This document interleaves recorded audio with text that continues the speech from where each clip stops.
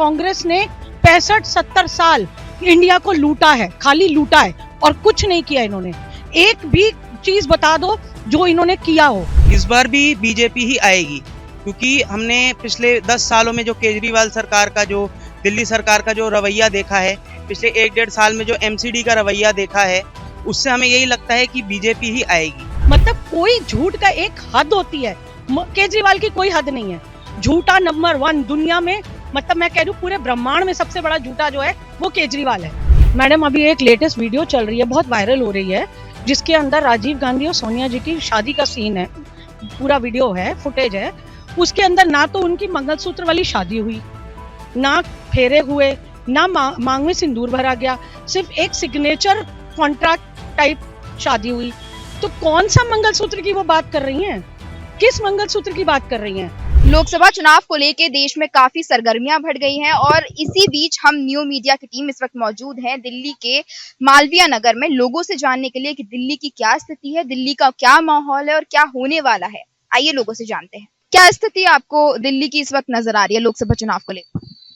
फिर एक बार मोदी सरकार, जो मोदी जी ने किया है, चाहे हमारे बड़े बुजुर्गों के लिए किया हो या हमारे लिए किया हो, हम तो यंग जनरेशन है, अब हमारे लिए तो ये सब चीज़ नहीं है। हम अपने कॉलेज से, स्कूल से निकल के अब बड़े हुए हैं, तो हमने जो बचपन में देखा फ़र्क और अब जो देखा फ़र्क, बहुत फ़र्क है।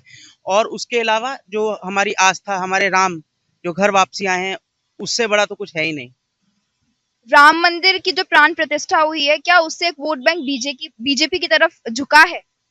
मैं ये नहीं जानता झुका है या नहीं झुका। अगर नहीं झुका है तो झुकना चाहिए, क्योंकि वो 500 साल से जो हम अपनी आस्था के लिए रुके थे, बिना किसी लड़ाई झगड़े के, हमने कोर्ट से लड़कर अपना वो लिया है, और हिंदू समाज ने खुद मिलकर अपना राम मंदिर बनवाया है, अपने भगवान को घर दिया है, तो उससे बड़ा तो कुछ नहीं है।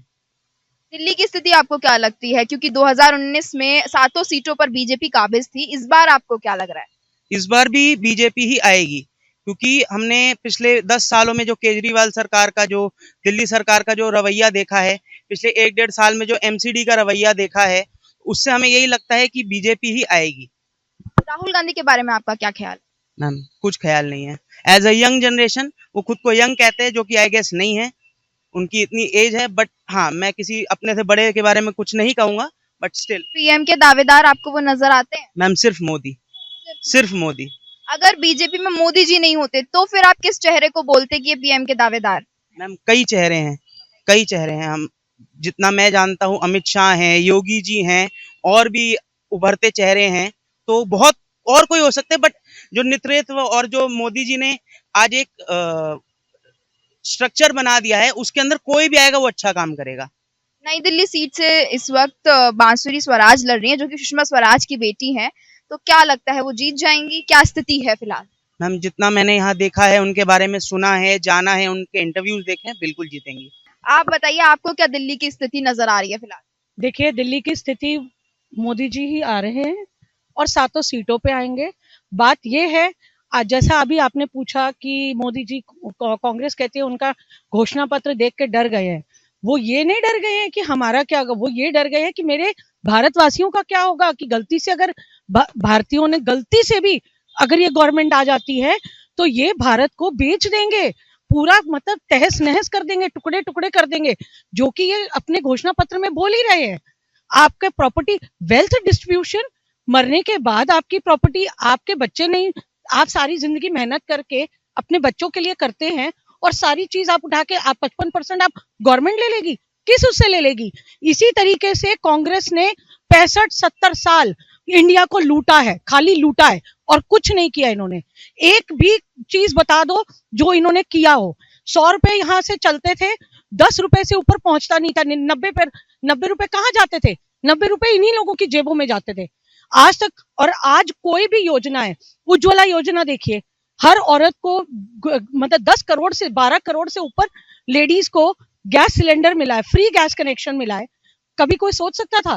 पहले कांग्रेस की गवर्नमेंट में क्या नहीं दे सकते थे? दे सकते थे, पर देना नहीं चाहते थे ना, नियत नहीं थी। नियत साफ होती तो ये काम वो भी कर सकते थे, पर नहीं किए। मोदी जी की नियत साफ है, वो इंसान जो बोलता है वो करता है, और मोदी जी की गारंटी जो है ना, वो कोई भी गारंटी की पूरी होने की गारंटी है।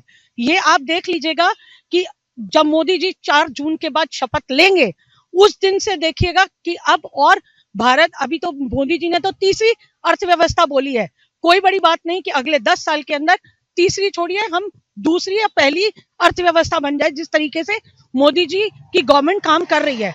हाँ, बट ऑब्वियस है ऑपोजिशन उनके अगेंस्ट बहुत सारे इल्जाम लगाएगी, उन्होंने ये कर दिया वो कर दिया। इंसान कोई भी कभी परफेक्ट नहीं होता, लेकिन काम करने की नीयत साफ होनी चाहिए, जो कि मोदी जी, चाहे ले लीजिए अमित शाह जी, ले लीजिए योगी जी, ले लीजिए, हर इंसान की नीयत बिल्कुल साफ है, जो वो कहते हैं वो करते हैं, उनकी करनी और कथनी में कोई फर्क नहीं है। वेरएज हमारे यहाँ के जो ऑपोजिशन के खड़े हुए हैं, उनका तो अभी वो मुंह से कुछ बोलेंगे ना, 10 मिनट में वो पलट जाएंगे, ये गारंटी है, ये उनकी ये गारंटी है कि वो कहे को पलट जाते हैं। यहाँ पे जो लोग हैं वो मोदी जी के चेहरे पर वोट दे रहे हैं या सांसदों के कामों को भी देखा जा रहा है? देखिए, कामों को भी बट ऑब्वियस देखा जाएगा, अगर आप काम नहीं करेंगे तो कहीं ना कहीं उसका असर आता ही है। पर आप खाली अगर हम दिल्ली की बात करें तो कितनी ऐसी योजनाएं हैं जो सेंटर चाहती है लागू हो, पर दिल्ली गवर्नमेंट ने मना कर दिया। आयुष्मान योजना नहीं लाने दी, ठीक है, हम ये योजना नहीं लाने देंगे, वो नहीं करने। आधे से ज्यादा योजनाएं दिल्ली में प्रिवेल ही नहीं करती है, पिछले 10 साल में लोगों को मिली ही नहीं। क्यों नहीं मिली? क्योंकि दिल्ली गवर्नमेंट ने मना कर दिया कि हम ये योजना यहाँ नहीं लगने देंगे। ऐसे होता है। आप एक बात बताइए, हम घर में भी कोई सामान आता है, अगर घर का बड़ा कोई सामान दे रहा है, वो बराबर से सब में बांट रहा है, और मैं दूसरा कहे नहीं जी मैं तो नहीं, मैं नहीं रखूंगा, इसी को दे दो, तो वो उसकी गलती है ना। जो हर बार यहाँ पे बोला जाता है ना, दिल्ली गवर्नमेंट कहती है कि जी सेंटर हमें हेल्प नहीं कर रहा। सेंटर क्यों हेल्प करे? फ्री बीज आप लागू कर रहे हैं, ये मुफ्त दे दूंगा वो मुफ्त दे दूंगा आप बोल रहे हैं, तो उसको पूरा करने की भूता है तो आप बोलिए ना, नहीं तो मुंह से मत निकालिए। वो 2019 की अगर मैं मालवीय नगर की बात करूं तो मीनाक्षी लेखी यहाँ सांसद रही थी, क्या कुछ काम उन्होंने यहाँ पर करवाए? देखिए, काम सभी हुए, जिस लेवल पे काम हुए, आप ये समझ लीजिए, जो भी योजनाएं हमारा सेंटर दे रहा था, जितनी वो लागू करवा सकती थी, सारी योजनाएं हुई, डेवलपमेंट भी अच्छा खासा हुआ, रोड्स वगैरह भी सब सही रहा। पर कहीं ना कहीं आप ये कह सकते हैं कि वो जो गैप था ना दोनों गवर्नमेंट्स की आपस की तनाखीची, आम आदमी पार्टी चाहती नहीं थी कि किसी भी तरीके से बीजेपी की लागू हो जाएगी तो लोगों को पता लग जाएगा कि यार ये तो। अभी आप ये देखिए, मोदी जी ने इलेक्ट्रिक बसें दी दिल्ली को, लेकिन नाम किसने अपना किया? अरविंद केजरीवाल जी कहते हैं मैं लाया दिल्ली के लिए बसें, जबकि वो प्रूफ के साथ है कि वो बसें मोदी जी ने भिजवाई हैं। तो ऐसी बहुत सारी चीजें हैं जो करी तो सेंटर ने, पर नाम सब पे वो अपना ठप्पा लगाते चले गए कि हम कर रहे हैं। वो सिर्फ दिखावे की राजनीति करते हैं। वो आप उससे अब आप शीश महल से समझ ही गए होंगे कि जो पिछले 10 साल का पैसा है वो कहाँ जा रहा था। 10 साल से वो भी तो चीफ मिनिस्टर थे, उन्होंने क्या डेवलपमेंट किया? आप ये देख लीजिए, पिछले 1.5-2 साल से वो एमसीडी भी उन्होंने ले ली। आप कोई पार्क की मेंटेनेंस देख लीजिए, ये सारे पार्क जो हमारे बीजेपी की काउंसलर थी, उन्होंने सारे काम करवाए थे। अब उसके बाद पिछले 1.5 साल में मच्छरों की दवाई तक नहीं डली है। पिछली बार जहां डेंगू का और हर चीज के मरीज, इतने ज्यादा मरीज थे, क्यों? क्योंकि दवाइयां ही नहीं छिड़की जा रही टाइम से। वो कूड़े के पहाड़ हटाने चले थे, यहाँ हर जगह कूड़े के ढेर बने हुए हैं। जब उनको फोटो डाल दो वायरल होने लगती है, तब उन्हें याद आता है अरे ये हटवाना है, नहीं तो कल दिख जाएगा। अरविंद केजरीवाल जी के पोस्टर्स भी लगे हैं कि जेल का बदला सीट से। क्या लगता है कि 4 सीटों पर लड़ रही है, निकाल पाएगी एक आध सीट? जेल का बदला सीट से, वो जेल की ही सीट परमानेंट उनकी फिक्स हो जाएगी और वो वहां अगले 14 साल तक वहीं रहने चाहिए। उनको तो बिल्कुल निकलने का सोचना भी नहीं चाहिए, क्योंकि जिस तरीके का भ्रष्टाचार उन्होंने किया है, सबसे पहली बात, जो अपने गुरु का नहीं हुआ वो जिंदगी में किसी का नहीं हो सकता। सबसे पहला धोखा उन्होंने, जो सबसे बड़ा धोखा उन्होंने अपने गुरु अन्ना हजारे जी को दिया, उनको यूज करके कूड़े की तरफ फेंक दिया। उनको ये नहीं मतलब उन्होंने ये तक नहीं सोचा कि मैं उनके सामने बोल रहा हूँ, उनकी शपथ ले रहा हूँ, फिर अपने बच्चों की कसम खाई, वो भी झूठी। मतलब कोई झूठ का एक हद होती है, केजरीवाल की कोई हद नहीं है। झूठा नंबर 1 दुनिया में, मतलब मैं कह रही हूँ पूरे ब्रह्मांड में सबसे बड़ा झूठा जो है वो केजरीवाल है। चुनाव से पहले जो उनकी गिरफ्तारी हुई है वो आम आदमी पार्टी वाले लोग बोल रहे हैं कि वो बहुत गलत है, बेहद गलत है। आपको क्या लगता है, आप क्या सोचते हो उस गिरफ्तारी के बारे ये गिरफ्तारी उन्होंने खुद ऐसे टाइम पे करवाई है। 9 समन ईडी के 9 समन जानबूझ के कार्य जा रहे थे, क्योंकि वो चाहते थे कि ये इशू जो है ये इलेक्शन के टाइम पे सामने आए और एक ये इलेक्शन का मुद्दा बन जाए। नहीं तो इससे उनको तो 9 समन की क्यों वेट की उन्होंने, क्यों उन्होंने कोर्ट के, अगर वो इतने सच्चे थे तो जाके कोर्ट के सामने अपना पेश करते, ईडी में जाके प्रूफ दिखा देते। ये लोग आज क्यों अपना मोबाइल फोन नहीं खोल के दे रहे हैं, क्यों अपना लैपटॉप नहीं दिखा रहे हैं? क्योंकि उनके सारे चोरी पकड़ी जाएगी।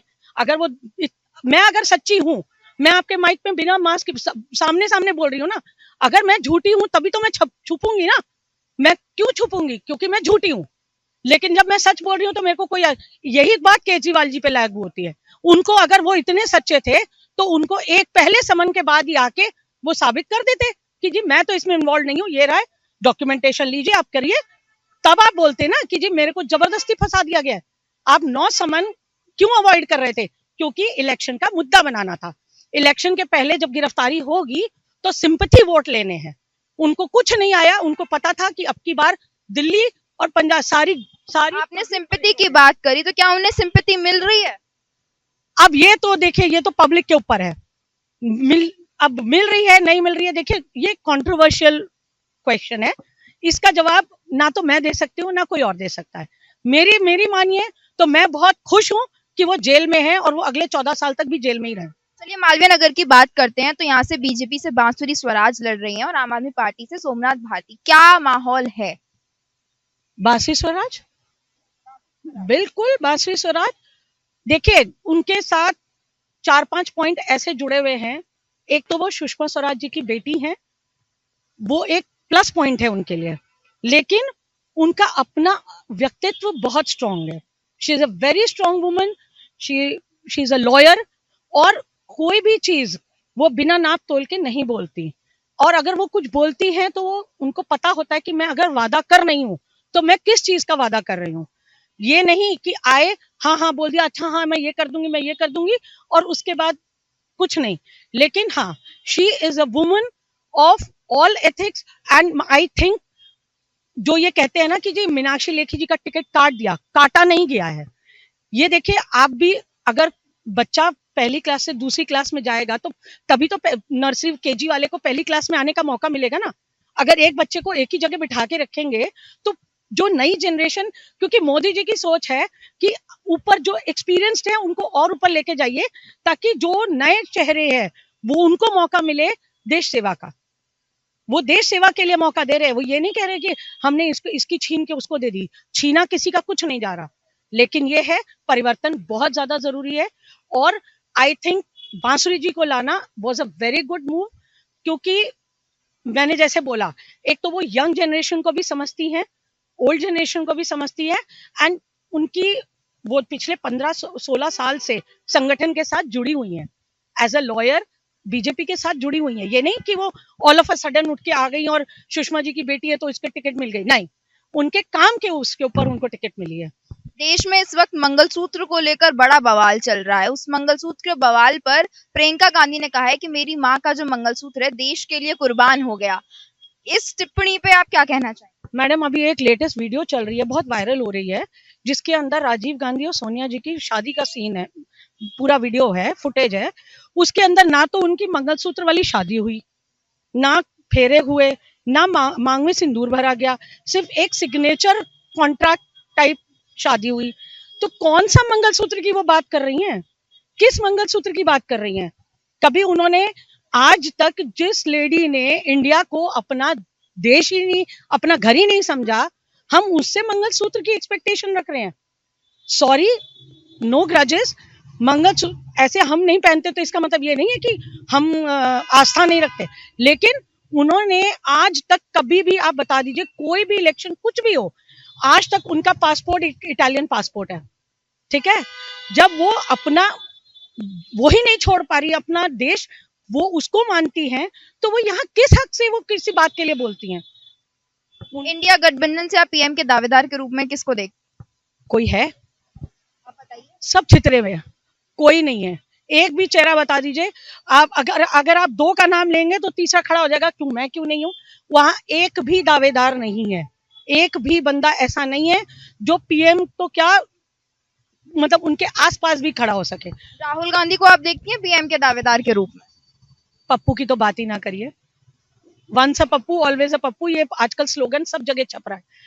वो नहीं बन सकते, वो बिल्कुल नहीं बन सकते। वो मेरे को लगता है वाकई में जो लोग कहते हैं ना कि अपनी माँ की जबरदस्ती का नतीजा है कि उन्होंने धक्का मार दिया कि तू भाई राजनीति में चला जा, तुझे करनी है राजनीति। तो क्या ये धक्का मुक्की के चक्कर में आज उन्होंने उम्मीदवार वो रायबरेली से बन गए हैं, अमेठी से नहीं बने हैं? बिल्कुल, ये बिल्कुल उसी का नतीजा है कि आपने लड़ना है इलेक्शन, चाहे नतीजा कुछ भी हो।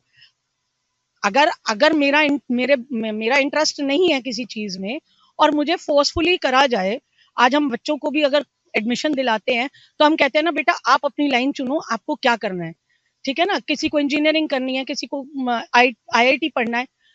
अगर मुझे आईआईटी नहीं पढ़ना और मुझे आईआईटी में डाल दिया जाएगा तो मैं क्या करूंगी। बस वही हाल क्या स्मृति ईरानी किस साथ, मतलब अगर वो लड़ते तो उन्होंने क्या पहले से ही हार मान ली थी इसलिए वो पीछे हट गए? बिल्कुल, ये सच्चाई है। इसीलिए उन्होंने वहां से अपना नामांकन वापस लेके रायबरेली शिफ्ट हो गए। इसलिए अपने पीए को या अपने किसी जूनियर स्टाफ उनको खड़ा करके। केएल शर्मा लड़ रहे हैं अब कांग्रेस की तरफ से अमेठी। अच्छा, sorry but I had no idea. बस बिल्कुल। अब जैसे बहुत सारी चीजें ऐसी होती है, लोग किसी को भी टिकट उन्होंने देना था कि भाई नाम तो करना है ना कि वहां पे कोई खड़ा है अगेंस्ट, वो उन्होंने कर दिया है।